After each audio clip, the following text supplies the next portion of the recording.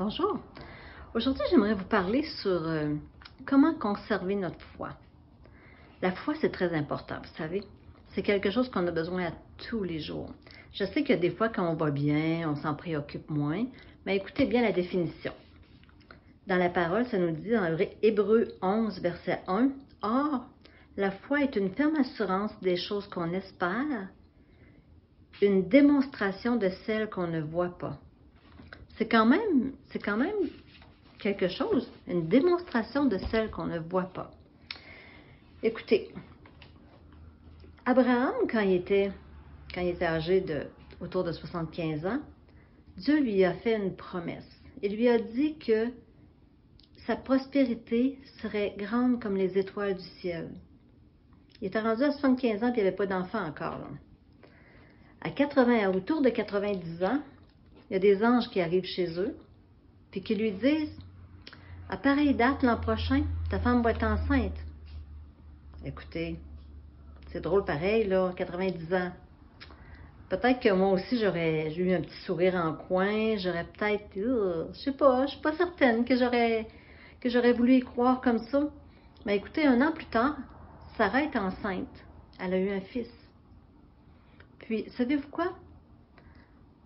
Dieu, on n'est jamais éprouvé au-delà de nos forces. Puis ça, c'est dit en 1 Corinthiens 10, verset 13, ça nous dit « Aucune tentation ne vous est survenue qui n'ait été humaine, et Dieu qui est fidèle ne permettra pas que vous soyez tentés au-delà de vos forces. » Puis un petit peu plus loin, ça dit « Il préparera aussi le moyen de la supporter. » C'est pas au-delà de nos forces. On pense souvent que c'est quelque chose qui est impossible à passer à travers. Mais je vous le dis, pour avoir eu des choses difficiles dans ma vie, pour avoir eu des arguments avec le Seigneur dans mes temps seul avec lui, pour avoir pleuré, demandé pardon, je vous le dis, dans les moments les plus difficiles, c'est tellement important de l'avoir. Tellement important de l'avoir à nos côtés. Ça a l'air facile comme ça dans la vie de tous les jours. Ça a l'air tout naturel. Il faut être attentif et voir les choses. Il faut être juste proche du Seigneur. Puis juste, on laisse aller la vie. Puis tout. Mais c'est pas toujours assez, là. C'est pas souvent assez. Il faut vraiment être proche de notre Dieu. Il faut vraiment aller dans la parole. Parce que Dieu il utilise souvent sa parole pour nous parler. Un matin là, qu'on a besoin, là, ben, on écoute une prédication, on écoute des chants, on écoute des louanges, on lit la parole. Puis Dieu, là, il va nous toucher. Dieu, là, il est tellement toujours prêt à nous aider. Puis on peut le sentir, on peut le ressentir, Dieu, quand il est là. Puis, il va toujours arriver dans notre vie des temps de tentation ou des temps de découragement. Puis c'est certain, la vie est faite comme elle est faite. Puis, veut pas, on est souvent impliqué dans des choses, on s'embarque dans des affaires qu'on n'est pas toujours capable de gérer. Les tentations, là, ça vient tellement comme rien. Ça vient en douceur, ça vient se présenter, puis bang, on tombe dans le panneau. Mais écoutez, il y a une façon de voir les choses venir. Dieu nous prévient, Dieu nous parle, il nous avertit.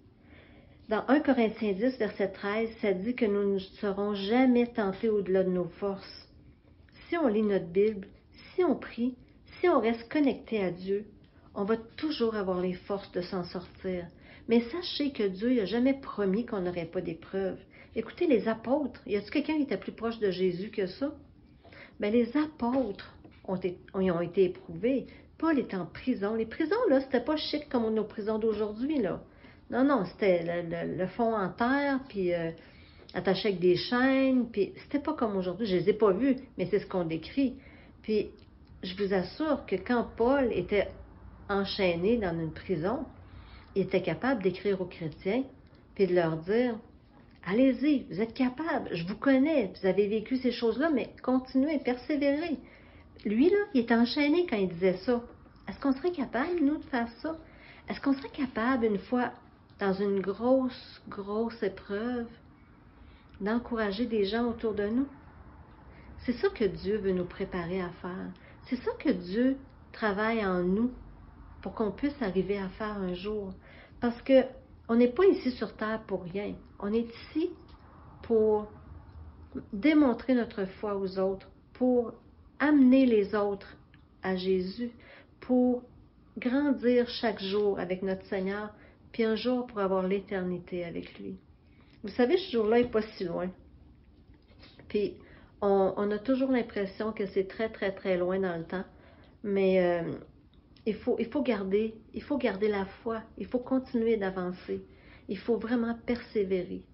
Puis, peu importe ce qui arrive, il faut seulement être près de Dieu, puis avoir des chrétiens autour de nous, parce que c'est important d'avoir des gens qui ont les mêmes valeurs que nous dans la vie.